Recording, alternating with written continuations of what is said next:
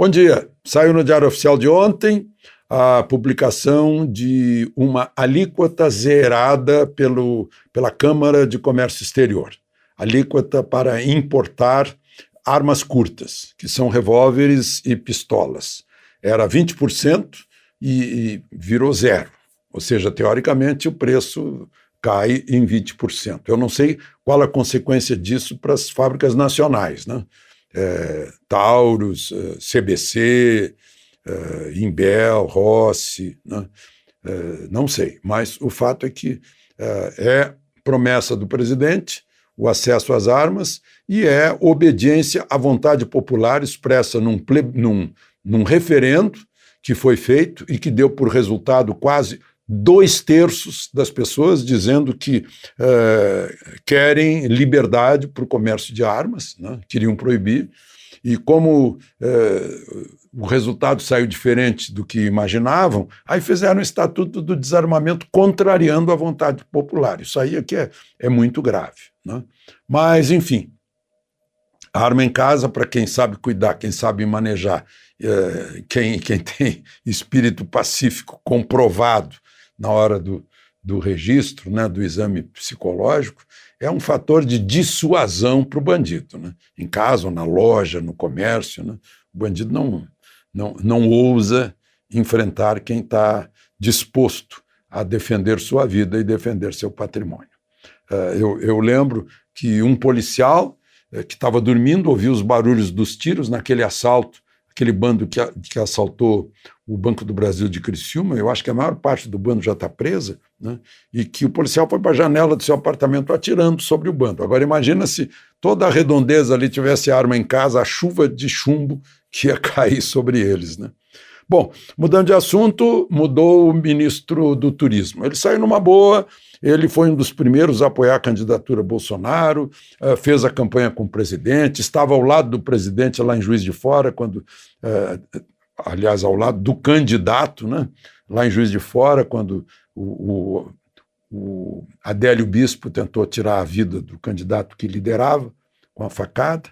E sempre apoiou o presidente e sai apoiando o presidente e dizendo que vai apoiá-lo ao voltar para a Câmara como deputado federal e vai ficar apoiando o presidente. Agora, ele saiu depois de ter feito uma mensagem no WhatsApp, uma longa mensagem, queixando-se do secretário da presidência, o ministro Ramos, né?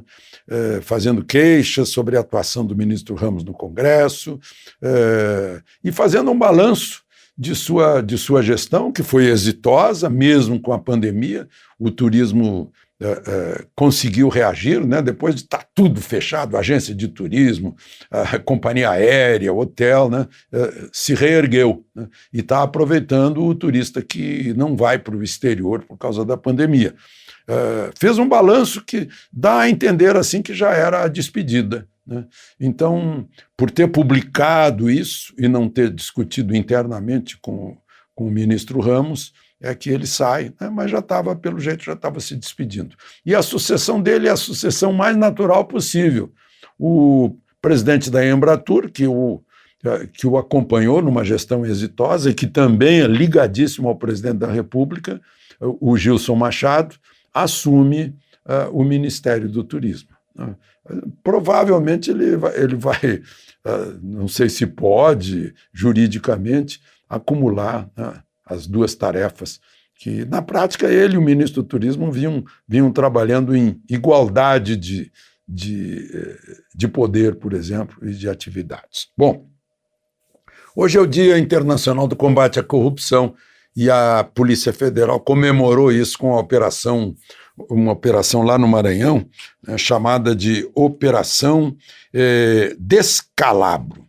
Imaginem que um deputado federal do Maranhão, aliás, chamado Josimar Maranhãozinho, né, do PL, de abril para cá, ele fez emendas beneficiando municípios do seu eleitorado no interior do Maranhão, de 15 milhões, com empresas de fachada, segundo a Polícia Federal. As empresas sacavam o dinheiro das emendas e entregavam o dinheiro vivo no escritório do deputado em São Luís.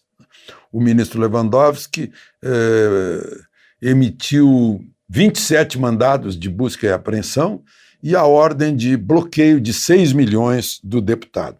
Foi uma forma de se comemorar, né, combate à corrupção, que a gente vê, né, a consequência da pandemia também, as pessoas sem nenhum caráter, com a dor alheia, o medo alheio, aproveitando-se de verbas que se destinavam ao combate ao vírus chinês.